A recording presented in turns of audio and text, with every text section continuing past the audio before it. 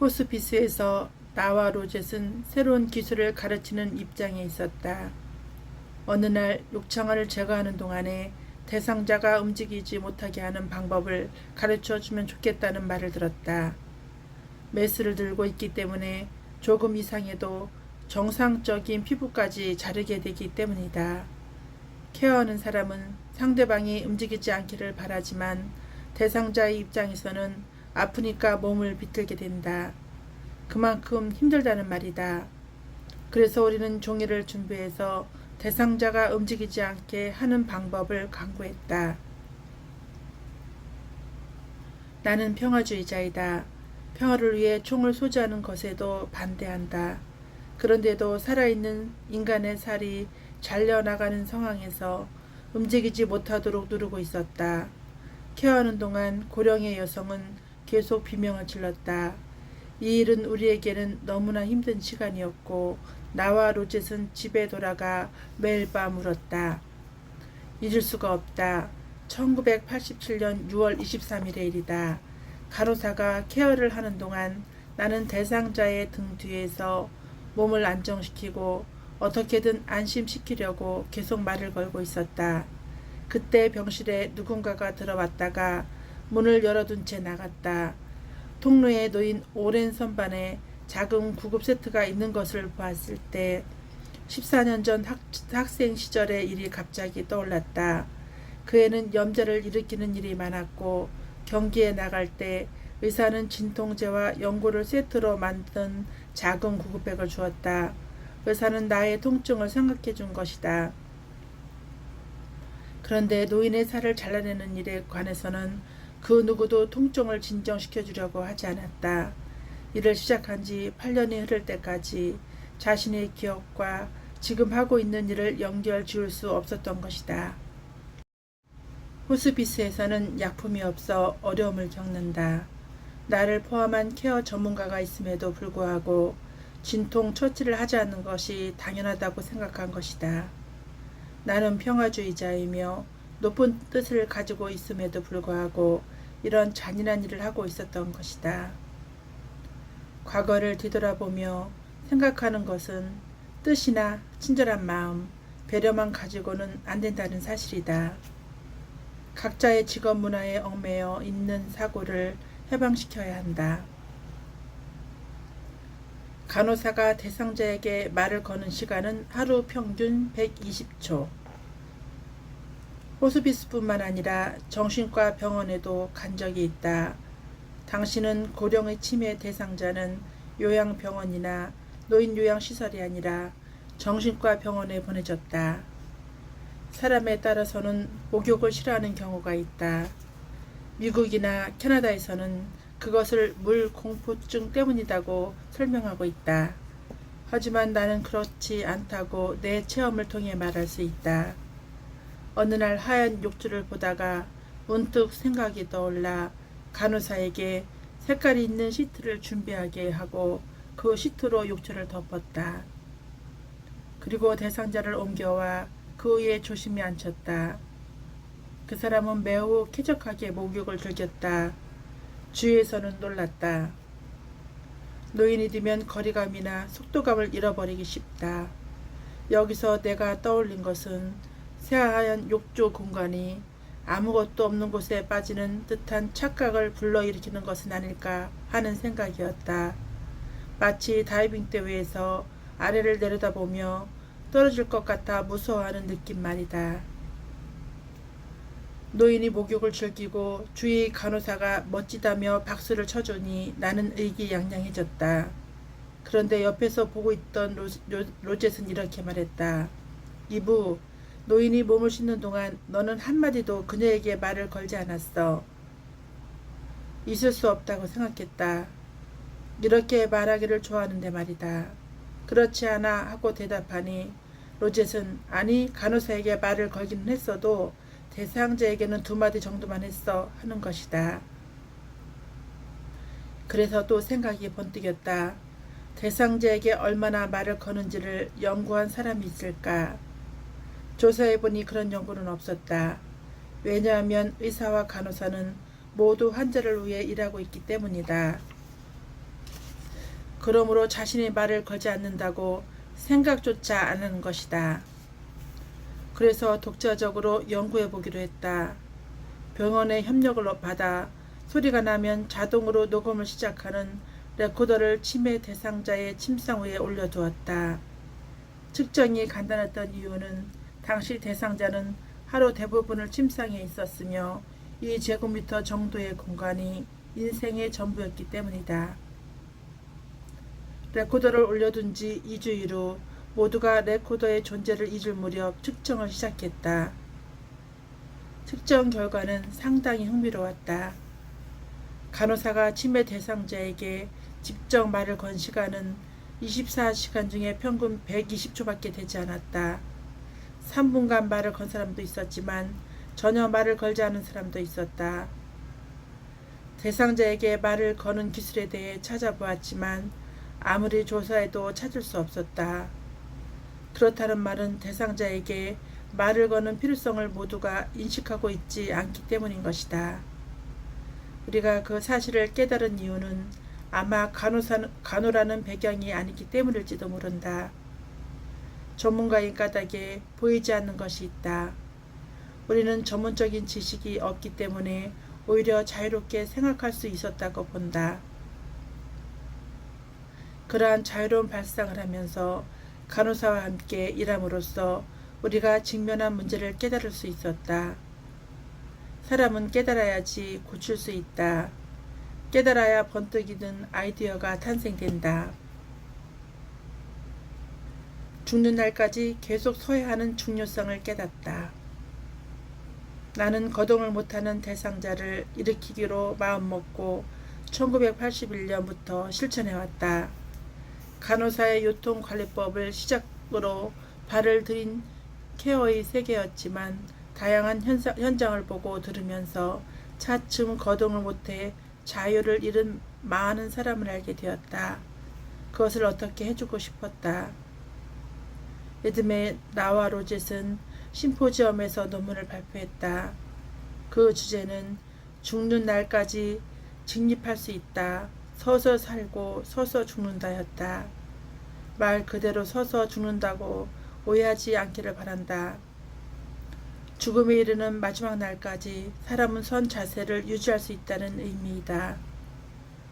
그 무렵부터 지금까지 간호사에게 계속 강조해온 부분은 선 자세로 몸을 닦자는 것이다. 내 업무는 대상자의 건강을 유지하는 것에 있기 때문이다. 계속 일어서는 중요성에 대한 깨달음에서 휴머니트드가 탄생되었다고 해도 과언이 아니다. 선 자세에서 목격하기 위해서는 우선 대상자를 구속하지 않고 간호사가 선 자세를 보조하며 원장이 앉은 자세를 유지할 수 있는 의자를 구입해야 한다. 이러한 시스템이나 조건 모두의 의사가 갖추어졌을 때 비로소 노인의 선 자세를 유지할 수 있다. 선다는 것은 존엄과 관계가 있다. 존엄이란 누구의 것인가? 대상자인가? 케어하는 사람의 것인가? 욕창 간호를 하기 전에 진통 처치를 할 수 있게 되었을 때 나는 자신의 존엄을 되찾았다. 자신이 자기의 존엄을 어떻게 느끼는가에는 상대방이 자신에게 향해 있는 잣대에 결정된다.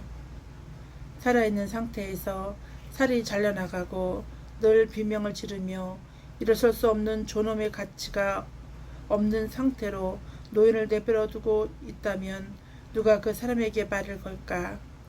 이렇게 해서 존엄을 잃는 것은 우리 사회이다. 존엄이란 인간을 설명하는 단어이다. 인간이 이 세상에 태어났을 때 그 사람에게 무언가를 할 것이다. 말을 걸거나 몸을 닦고 옷을 입히며 쳐다보고 이름을 부른다. 나치 독일이 만든 강제 수용소에서는 말하고 노래 부르고 보는 것이 금지되어 있었다.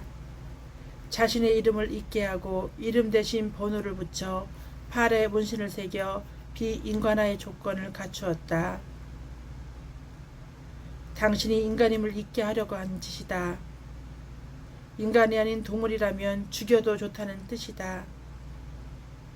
인간으로서의 조건을 상실했기 때문에 유대인이나 장애인, 동성애자나 소수민족을 대량 학살하고 소각할 수 있었다. 10명이나 되는 노인이 합소실 침상에 눕혀져 분유를 묻힌 모습으로 방치하고 있을 때, 말을 걸려고도 눈을 마주치려고 하지 않을 때, 일어서려는 인간을 눕히려고만 할 때, 만지기는커녕 살을 잘라낼 때, 이는 케어하는 사람들이 무의식 중에 행하고 있는 인간성의 부정이다. 노인을 대상으로 한 무의식하의 인간성 부정이 세계 모든 곳에서 일어나고 있으며 나도 그곳에서 일하고 있었던 것이다. 앞에서 이야기한 호스피스에서 일이다. 풀커버 타입의 기저귀는 아직 없을 때여서 앉은 자세를 취하게 할 때는 구멍이 난 나무 의자에 앉히고 그 아래에 양동이를 두었다. 어느 날 직원이 수세미로 의자를 찢고 있었다. 잘 들여다보니 의자에 들러붙은 살을 긁어내고 있었다. 욕창이 있는 대상자를 나무 의자에 앉히면 살이 들러붙기 때문이다. 그 중에는 뼈가 직접 닿는 사람도 있었다. 대상자는 욕창이 아프니까 움직이고 싶어한다. 그러나 넘어지면 위험하니까 의자에 구숙한다. 감옥에서도 죄수를 구숙하는 일이 없는데 노인은 의자에 묶이는 것이다. 살이 벗겨지고 떨어져 나간 몸으로 강제로 앉혀졌다. 어느 날 그 구멍이 난 의자에 묶여서 앉아있는 노인이 로제를 불러 세웠다. 이런 일을 당하다니 도대체 내가 뭘 잘못했다는 거요? 당시 나와 로젯은 어쩔 줄 몰랐다. 물론 다른 간호사가 함께 있었다. 분명한 사실은 서서 움직이는 사람에게는 욕창이 생기지 않는다는 것이다. 누워만 지내는 노인의 90%가 원래는 움직일 수 있었을 것이다. 일어서서 몸을 닦게 되면 짧은 시간이라도 운동이 되어 욕창은 잘 생기지 않게 된다. 침상 목욕을 하지 않기 위한 연구를 시작하다. 나에게 있어 사람이 누워있다는 것은 잠을 자거나 아니면 죽었거나 둘 중 하나이다. 침대는 잠을 자거나 사랑을 나누기 위한 것이다. 그 이외의 시간에 사용해서는 안 된다. 우리는 침상 밖으로 나와서 목욕시키는 기술을 연구하기 시작했다. 이는 존엄에 관한 문제이기도 하다. 거즈와 종이 타월로 대변을 닦기만 해서는 깨끗해지지 않을 뿐더러 내가 그런 입장이라면 싫을 것이기 때문이다. 프랑스의 병원이나 장기 요양형 노인 요양시설에서 케어하는 사람의 20%가 간호사, 80%가 수발자이다. 노인이 입주해 있는 경우 케어받는 시간은 하루 1시간이고 그중 50%가 몸닦기에 할애되어 있다. 즉 목욕 등의 청결이 업무의 대부분을 차지하고 있다. 병원에서의 청결은 거의 100% 침상 위에 누워서 이루어진다. 간호대학에서는 침상 위에서 실천하는 청결만 배웠기 때문이다. 위생적인 측면에서나 쾌적함에서도 침상에서 하는 목욕은 최악이다. 이를 완전히 바꾸려고 마음먹은 때가 1996년이다. 서 있는 사람은 매일 샤워를 하게 했다. 스스로 자기 몸을 씻고 최대한 걸어서 이동하게 했다. 이것도 재활의 일환이다. 서지 못하는 사람에게는 샤워용 의자를 사용해서 보조하면서 매일 샤워를 시켰다. 이 프로젝트를 시작했을 때 직원 수가 부족하지 않을까 걱정이었으나 문제는 없었다. 왜냐하면 샤워를 월에 한두 번 하면 한 번에 드는 시간은 길어진다. 그러나 매일 하면 별로 시간이 들지 않기 때문이다. 3개월 동안 측정한 결과 1688건의 목욕이 보고되었다. 그 가운데 침상에서 이루어진 것이 57건으로 평균 20분, 선자세에서 이루어진 것이 619건으로 16분이었고 선자세에서 샤워를 한 것이 19분이었다.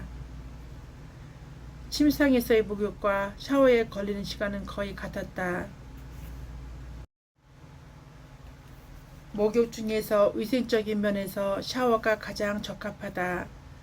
다양한 목욕지를 30점 만점으로 평가해 본 결과 침상 목욕은 12점, 스트레처에서의 샤워는 24점, 선 자세에서의 샤워는 26점으로 높은 점수를 나타내었다. 중요한 것은 건강에 미치는 영향이다. 3개월 측정 중에 이미 생긴 욕창이 악화되는 일은 없었고 또 새로운 욕창의 발생도 없었다. 목욕은 씻기만 하는 것이 아니라 대상자를 건강하게 하고 케어의 질을 높이는 수단이 될 수 있다. 좋은 케어라는 개념을 제창하다. 1996년 이후 휴머니 투데이 철학에 대해 생각하기 시작할 무렵 우선 중요시 여긴 것이 학대의 반대어로서 좋은 취급이었다. 프랑스에서는 1980년대에 학달이라는 단어가 만들어졌지만 그 개념을 제창한 의사와 만났을 때 이렇게 말했다. 간호사에게 좋은 케어는 당연한 일인데 당신은 그에 관한 일을 하고 있네요. 나는 그에게 그렇지 않다고 대답했다. 왜냐하면 좋은 케어란 케어 전문가에게 있어 새로운 개념이기 때문이다. 친절하고 성실하더라도 상대방에게 말 한마디도 걸지 않고 몸을 닦거나 욕창 처치를 하는 것이 과연 좋은 케어인가? 나는 인간성을 존중하지 않은 케어라고 생각한다. 치매 대상자를 케어하는 데는 좋은 취급을 실천하는 전문가이어야 한다. 그렇지 않으면 본인에게 악의는 없더라도 무의식 중에 스스로 상대방의 인간성 부정에 가담해버릴 위험이 있다. 케어하는 본인은 상대방을 소중히 여기고 열심히 케어하고 있더라도 상대방이 나는 위해를 당하고 있다 또는 인간적인 케어를 받고 있지 않다고 느낀다면 그것은 좋은 케어가 아니다. 좋은 케어란 그것을 자각하고 배우지 않으면 체득할 수 없기 때문이다. 나쁜 케어는 왜 일어나는가? 학대는 어디에서든 일어난다. 당시 호스피스에서는 노인이 감기에 걸리면 침상에 누워 있어야 했다. 그렇게 10일 후면 욕창이 생기고 그대로 계속 누워 지내면 욕창이 심해진다. 지식이 없으니 그렇게 흘러가는 것이다. 계속 누워있게 하는 일의 위험성을 몰랐기 때문이다. 원인은 우리에게 있다. 하지만 일부러 그렇게 한 것은 아니며 어떻게 하면 좋을지 모르는 상태가 그 혼란을 초래했다. 수년 전 이탈리아의 노인요양시설에서 내부 고발이 있었다. 몰래 이루어진 카메라를 통해 조사로 7명의 간병인이 체포되었다. 단독으로 했다면 몰라도 7명이 함께 학대했던 것이다. 왜 이러한 일이 일어났는지 검증이 이루어졌다. 밝혀진 사실에 따르면 직원들은 치매에 관한 훈련을 전혀 받지 않았다고 한다. 그들은 무지 상태에서 방치되고 있었던 것이다. 즉, 당신이 아무리 친절한 사람이라도 기술도 없이 이 직장에서 일을 한다면 반년 후에는 자신도 모르는 사이에 학대하고 있을 가능성이 높다는 말이다. 왜냐하면 노인은 비인간화되어 있었기 때문이다. 말을 하지 않고 누구와도 눈을 맞추지 않으며 분뇨 냄새가 나고 일어서지도 않는다. 이미 그들은 인간이 아닌 것이다. 음부 세정을 막 마쳤는데 또 실금을 했다. 목욕이 필요하다고 설명해도 싫다고 한다. 팔과 다리가 구축되어 있어서 옷을 갈아입히려고 해도 다리를 누르면 상반신이 올라가고 몸을 누르면 다리가 튕겨 올라간다. 말을 걸어도 대답이 없으니 대화는 계속되지 않는다. 그래서 이렇게 생각한다. 이 사람은 심술쟁이다. 내 말을 듣지 않는다. 공격적이다. 겨우 잠을 재웠는데 얼마 자지 않고 일어나고 만다. 그것을 3번 반복한다. 간병인은 치매 대상자가 자신의 행동을 5초 정도면 잊어버린다는 사실을 이해하지 못해 잠을 자라니까요 하며 4번째에는 난폭하게 잠을 재운다. 간병인이 어떻게 하면 좋을지 방법을 모르는 것이다. 노인이 자는 시간이면 상사는 집에 돌아간다. 현장에 남아있는 사람은 자신들 뿐이다. 그래서 자신들이 하고 있는 일의 심각성을 모르는 것이다. 자신이 무엇을 하고 있는지도 모르는 일을 과연 제대로 해낼 수 있을까? 전망도 철학도 계획도 없으면 일하는 사람은 점점 비인간적으로 바뀌며 여기서 학대가 일어나게 된다. 공격적인 침해의 대상자를 본 적이 없다. 나는 공격적인 침해의 대상자를 단 한 사람도 본 적이 없다. 물론 물리거나 긁힌 적은 있다. 그것도 내가 잘못했기 때문이지 침해의 대상자가 심술쟁이고 공격적이기 때문은 아니다. 서 있는 말 뒤에 갑자기 다가가면 뒷발에 차인다. 말이 심술쟁이라서가 아니다. 다가오는 육식동물로부터 무서워진 자신을 지키려고 했을 뿐이다. 말대로 다가가지 않으면 그만이다. 침해 대상자도 마찬가지이다. 제대로 정면에서 인사하고 나는 위험한 사람이 아니다를 알린 다음 케어에 들어간다. 케어하는 사람이 몇 명인지 모르는 상태라면 노인이 자신을 묻거나 고문하는 사람으로 오해한다고 해도 이상하지 않다.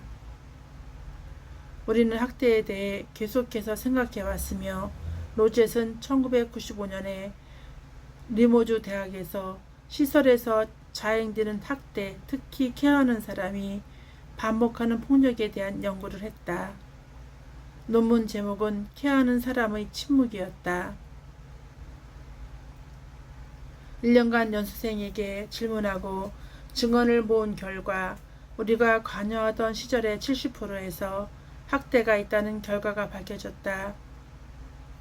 그렇게 데이터에 입각해서 작성한 로젯의 논문은 지도 교수로부터 칭찬을 받았다. 그러나 논문 심사 평가는 최하점이었다. 심사위원 중에 의료 관계자가 있었고 그는 시설에서 학대 등을 있을 수 없다고 완고하게 주장했기 때문이다.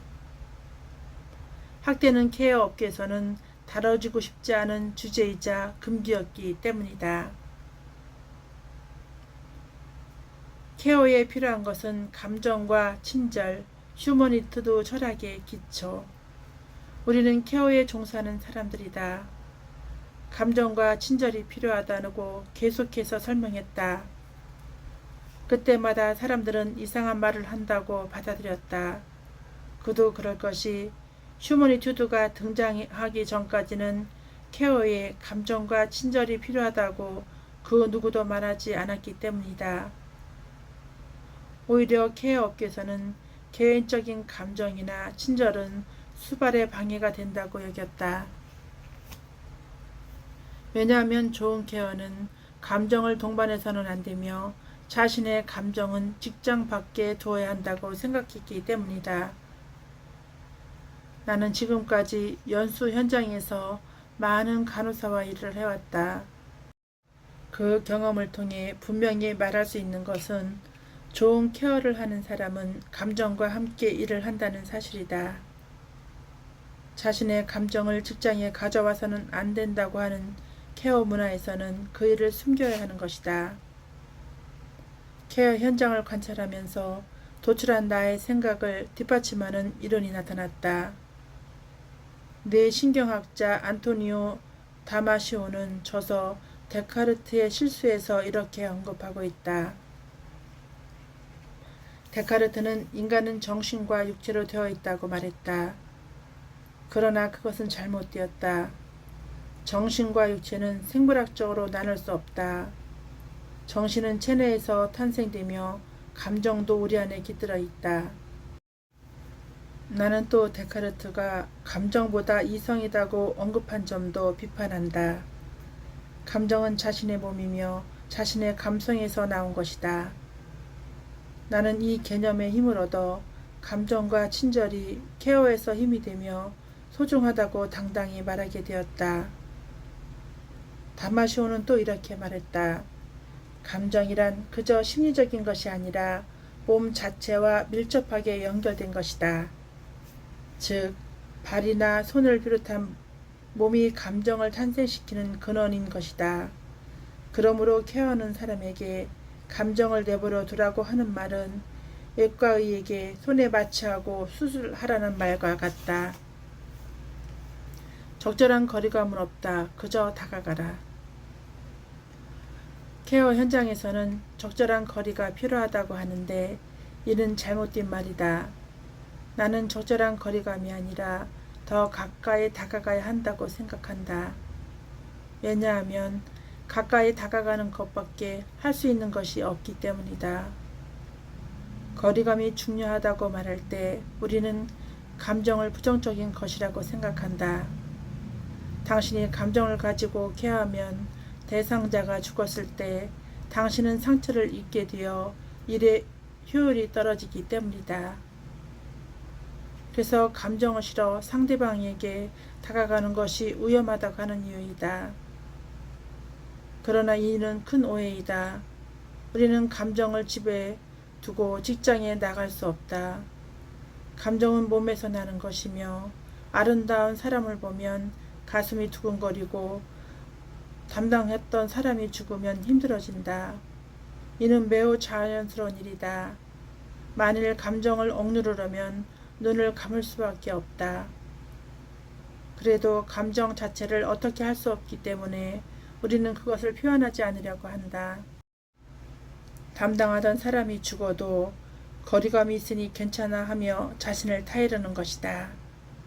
그렇게 감정을 표현하지 않고 자신 속에 담아두게 되면 그 감정은 언젠가 폭발한다. 사람은 사랑을 필요로 한다. 적절한 거리감을 걱정하기에 앞서 먼저 생각해야 하는 것은 언젠가는 죽을 그 노인이 지금 당장 무엇을 필요로 하는가이다. 노인들이 바라는 것은 친절과 위로이며 결국은 사랑이다. 노인은 대부분의 시간을 케어 전문가에게 둘러싸여 있다. 그러나 전문가들은 케어에 사랑은 없다. 거리감을 유지하라고 배웠고 그대로 행동하고 있다. 이는 노인에게 매우 힘든 일인데 사랑을 필요로 하지만 그 사랑을 받지 못하기 때문이다. 왜 우리는 친밀해지면 안 된다고 생각하는 것일까? 일본에서 간호사와 함께 치매 여성을 케어했다. 그녀는 스스로 식사를 못했기 때문에 코에 경관영양 튜브를 삽입해 있었다. 입에 궤양이 있어 약을 발라야 했는데 모든 케어를 거부하고 어떤 간호사가 다가와도 물건을 던지거나 발로 차거나 해서 아무것도 할 수가 없었다. 휴머니투드 기술을 사용한 구체적인 케어에 대해서는 나중에 설명하겠다. 다만 여기서 소개하려는 것은 이처럼 대응하기 어려운 대상자에게 휴머니투드 연수를 받은 간호사가 구강 간호에 성공했을 때 간호사님 제일 좋아요. 또 와주세요. 라고 말한 일이다. 기존의 케어 방법으로는 기대할 수 없는 일이다. 누운 채 모든 케어를 거절하고 절규만 하고 있는 대상자는 그날을 계기로 간호사에게 마음을 열고 대화하면서 스스로 식사를 하게 되었다. 일어설 수 없을 거라고 생각했지만 제대로 섰다. 게다가 태어나는 날에는 직접 머리를 빗고 화장까지 한 것이다. 그 모습을 보던 주위 간호사들은 눈물을 글썽이며 박수를 쳤다. 이것은 당신이 좋아요라고 말하는 간호사가 케어에 관여함으로써 일어난 변화이다. 이 변화를 만든 것은 의사도 약도 아니다. 매일 케어하던 간호사가 한 일이며 이것이 바로 케어의 힘이다. 중요한 것은 이 간호사가 행한 케어는 휴머니투드 기술에 따랐다는 사실이며 즉 기술을 익히면 누구든 할 수 있다. 당신이 좋아요와 같은 특별한 감정으로 개인적인 관계를 맺어도 괜찮은가요? 휴머니투드 방법은 상대방의 사생활에 파고들어야만 보이는 것이다. 나는 이렇게 대답한다. 의료기관처럼 공공장소에서는 친밀함을 배제하는 것이 바람직하다고 여긴다. 그러기 때문에 대상자는 사랑을 받지 못한 채 죽어가고 간호사는 그 무력함을 떠안고 그만두게 된다. 개인적이고 친밀한 관계를 맺어서는 안 된다고 하는 생각은 단순한 습관에 불과하다. 대상자가 정말로 원하는 것은 거리감 있는 관계가 아니다.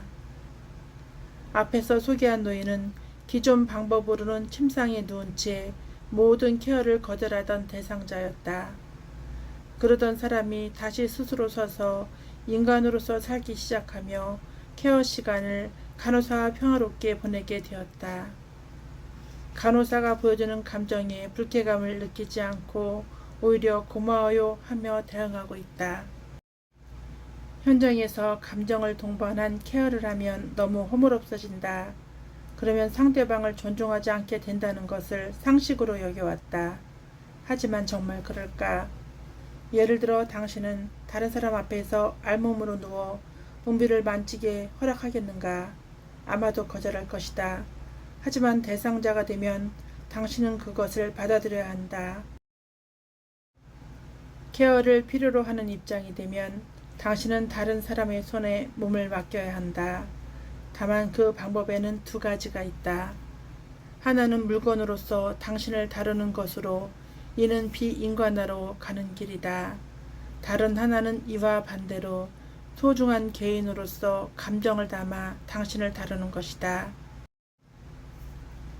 누군가의 도움이 필요한 상황에 놓이면 자립할 수 없는 존재로 간주되어 그 사람에게 행해지는 일에 대한 허가를 받을 필요가 없다고 생각하기 쉽다. 그래서 평소라면 허가 없이 갑자기 음부를 만지는 행동은 비상식이고 폭력적이라고 생각하지만 케어 현장에서는 이를 당연하게 행하고 있다. 그 한편으로 친절하게 대상자의 손을 잡아서는 안 된다고 말한다. 생각해 보기 바란다. 케어라는 미명하에 알몸이 되는 것과 비교하면 친절하게 말을 걸고 배려하여 만져지는 것은 당신을 소중한 개인으로서 친구로서 다루고 있다는 증거이며 더없이 비폭력적인 방법이 아닌가. 케어는 치밀하지 않으면 안 된다. 휴머니투드는 케어를 통해 상대방에게 당신은 나의 친구이다라고 끊임없이 말한다. 친밀함을 이용한 케어를 하고 있다고 항상 인식하는 것이 가장 중요하다. 어디까지나 전문가의 직무로서 질 높은 케어를 하고 상대방을 존중하여 인간으로서 대하는 것이다. 자신은 환자를 만지면서 환자가 만지는 것을 피하는 이유는 의사도 간호사도 일로서 상대방을 만진다. 휴머니투드를 배운 의사가 이렇게 말해주었다. 대상자가 무심코 나를 만지려고 할 때 깜짝 놀라 순간 뒤로 물러섰습니다. 그런데 가만히 생각해보니 우리는 일방적으로 대상자를 항상 만지는데도 이 행동을 이때까지 이상하게 생각하지 않았어요. 지금은 그 의사는 상대방이 만져주는 것을 기쁘게 느끼고 있다. 휴머니투드를 배워 훌륭한 결과를 내고 있는 간호사도 수년 전 휴머니투드를 배우기 전에는 대상자가 그녀를 만지려고 했을 때 거부했다고 한다. 의사나 간호사가 일방적으로 만지는 것만 허락된다는 생각의 배경에는 무엇이 있는 것일까? 전 세계 간호사에게 공통적인 것은 자신을 희생한다고 하는 자세이다. 그것은 일방적으로 상대방에게 계속 주기만 하는 것이기도 하다. 그 결과는 번아웃으로 자신의 에너지가 바닥난 상태이다. 나는 종종 간호사에게 이렇게 묻는다. 당신은 상대방으로부터 무엇을 받고 있습니까? 자신의 감정을 나타내서는 안 되고 애정을 표현할 만큼 가까워져서는 안 된다면 상대방으로부터 아무것도 얻을 수 없다. 케어 현장에서 에너지를 주는 것은 케어하는 상대방의 반응이다. 그 반응이 호의나 친절을 나타내는 긍정적인 것이라면 그것은 케어하는 에너지로 나에게 축적된다. 상대방의 호의를 차단해버리기 때문에 간호사가 소진되어 버리는 것이다. 나는 상대방에게 무엇을 줄 때 반드시 상대방으로부터 무언가의 반응을 받는다. 상대방이 보내준 그 선물이 나의 에너지가 되고 그것이 나를 전진시켜준다. 케어하는 사람이 대상자를 만지는 것은 당연하면서도 만져지는 것을 받아들이기는 매우 어렵다. 그 사람 이상에 난폭해하며 받아들인다. 간호사는 대상자의 음부를 만지면서도 그 한편으로 대상자가 자신의 손에 닿기만 해도 싫다며 거절한다. 교환이 없는 곳에 인간관계는 생겨나지 않는다. 일방적으로 주기만 하는 관계가 성립하는 것은 어느 쪽인가에 절대 권력이 있기 때문에 가능하다. 케어 현장에서 자주 듣는 말 중에 움직이지 마세요가 있다. 아무리 그 말을 상냥한 목소리로 한다고 해도 의미하는 바는 내가 정권을 가지고 있고 당신에게는 없다. 그러니 움직이지 마라인 것이다. 유일하게 당신에게도 권리가 있다를 나타내는 방법은 상대방으로부터 긍정적인 반응을 받는 것이다. 상대방의 긍정적인 반응이란 무엇일까? 내가 감정을 실은 친절한 케어를 하면 상대방은 고마워요 하고 말한다. 나의 손을 잡고 볼에 키스해준다. 상대방이 나에게 하는 말과 행동을 나는 받아들인다. 담당하는 사람이 죽었다고 해도 그 가족이 제 아버지가 돌아가셨지만 당신은 매우 친절한 사람이었다고 말씀하셨습니다. 하고 말할 때 그 또한 선물이다. 주는 것과 받는 것이 잘 이루어질 때 나의 에너지는 채워지고 빼앗기는 상실감은 생겨나지 않는다. 그러나 심리학 분야에서는 그 반대로 자신의 애정 표현을 하면 위험하다고 배운다. 어떤 의미에서는 맞는 말이다. 왜냐하면 타인은 두려움의 대상이기 때문이다. 두려움은 인간과 인간의 관계를 손상시킨다. 내가 이렇게 확신하는 이유는 대상자가 휴머니투드를 제대로 익힌 간호사와 말하고 싶어 하고 만지고 싶어 하기 때문이다. 휴머니투드는 자유로 이끄는 길이다. 전통적인 케어 교육을 받아온 사람은 대상자가 만지는 것을 좋아하지 않는다. 이는 자신이 자유로워지기를 거부하는 태도이다. 지금까지의 습관을 던져버린다면 지금까지 받지 못했던 선물을 상대방이 줄 것이다. 어떻게 하면 자유로워질까? 그것을 알려면 케어하는 사람이 키워온 두려움의 역사를 알 필요가 있다. 케어는 어떻게 이루어져 왔는가? 그거 하면 안 된다는 것은 사회적 양식이다. 우리는 많은 금지 사항을 배우고 익혀나가고 그것이 문화의 일부가 된다. 금지하는 이유가 분명해서 머리로는 이해해도 본능적인 욕구가 생겨나면 이성과 대립하게 된다. 이성은 본능적인 욕구를 바람직하지 않은 일로 단정하고 물러나려고 한다. 우리는 정말 자신이 무엇을 원하는지 알고 있을까? 우리가 간절히 바라는 것은 널리 사랑받고 싶다는 것이다. 당신에게 사랑받고 싶다고 솔직하게 말하고 싶고 자유가 갖고 싶다. 하지만 당신이 무섭다. 사랑하고 사랑받을 자유를 요구하고 있지만 문화나 교육은 완전히 정반대를 가르치고 있다. 그런 욕구는 좋지 않으니 마음속에만 담아두어라. 자유가 중요하다고 말하면서도 우리는 자유롭지 않은 것이다.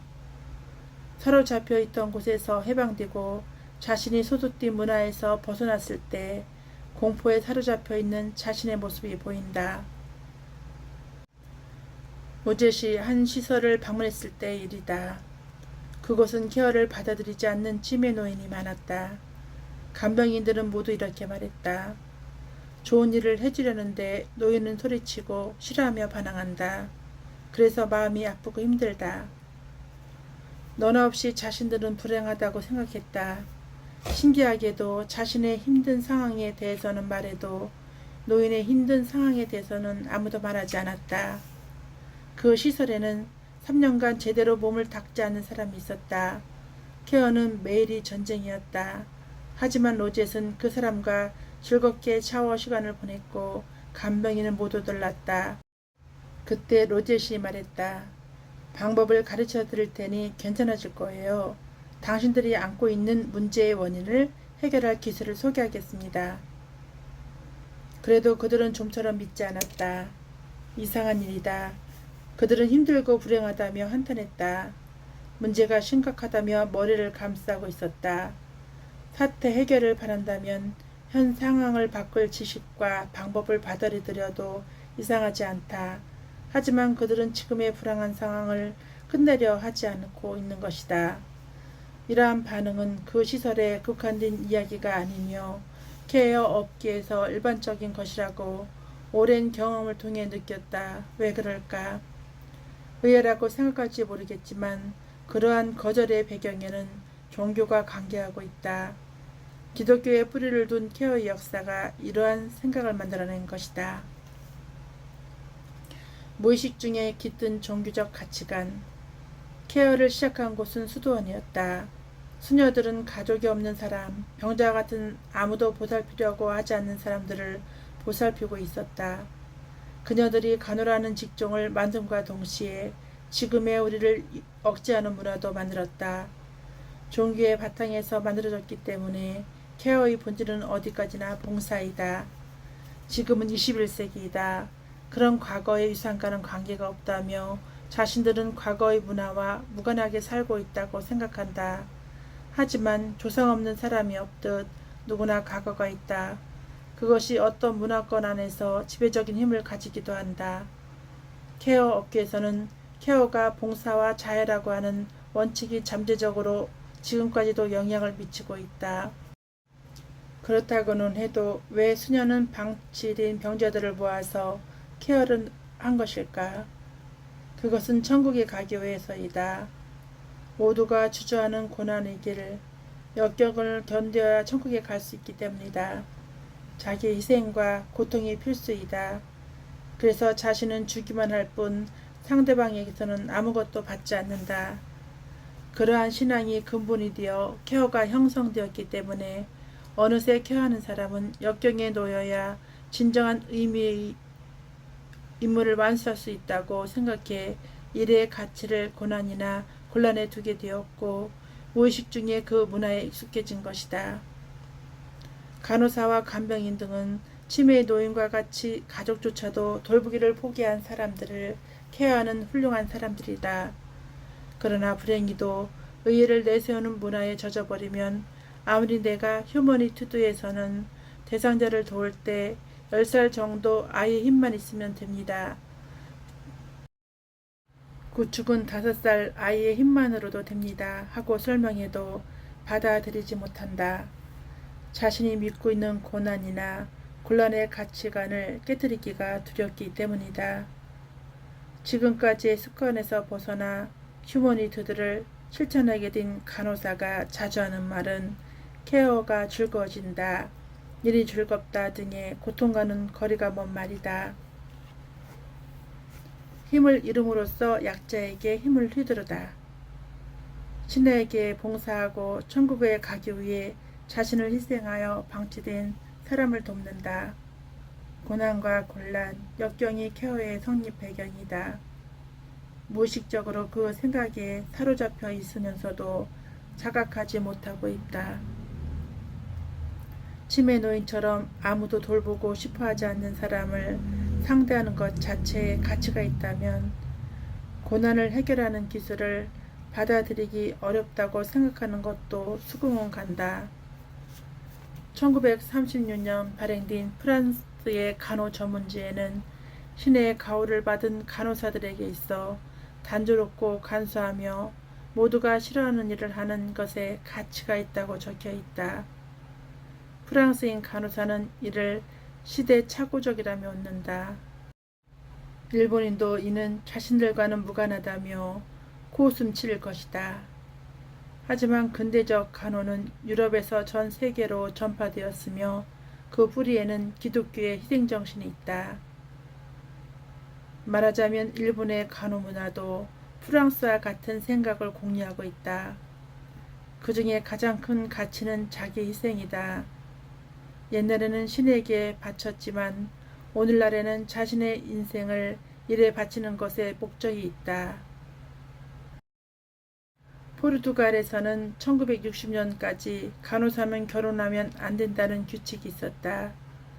비슷한 일이 일본에서도 있었다. 꽤 최근까지 병원 간호부의 허가가 없으면 간호사는 출산을 할 수 없었다. 표면적으로는 인력이 부족하기 때문에 지금 출산하면 곤란하다는 이유일지도 모른다. 그러나 본질적으로는 24시간 대상자를 위해 몸을 바치지 않은 것에 대한 벌이다. 수녀가 자식을 잉태하는 과오를 범한 것과 같은 취급인 것이다. 조금 과장되게 들릴지 모르지만 현실을 보면 그렇지도 않다.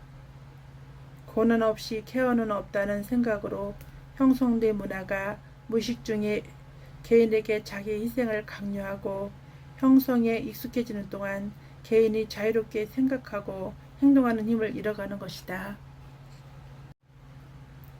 우리가 힘을 잃었다며 시리에 빠졌을 때 다음에는 무슨 일이 일어나는가?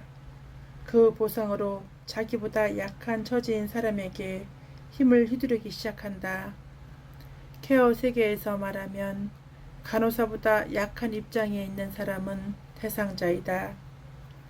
일방적으로 주는 관계도 힘을 휘두르는 것의 표현인 것이다. 나는 이 시스템을 바꾸고 싶다. 간호사가 정말로 힘을 가질 때 대상자는 친절과 애정을 받아들이고 자기 생각을 말할 수 있게 된다. 과거의 유선이나 습관을 따르던 것에서 해방되어 자유로워진다.